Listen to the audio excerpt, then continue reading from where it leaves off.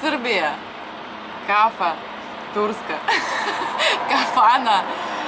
Eto, mi smo malo umorne, ali smo srećne. Evo, stigli smo u Srbiju, pređeno nekih 12.000, što strašno zvuči, 12.000 kilometara, pređeno 5 država,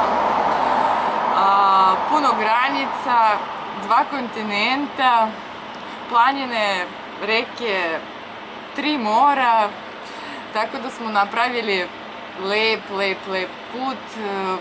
Bilo nam je lepo, bilo nam je fantastično. Nemam sad mnogo inspiracije da pričam, ali bitno da smo stigli živi i zdravi i fantastično smo se proveli.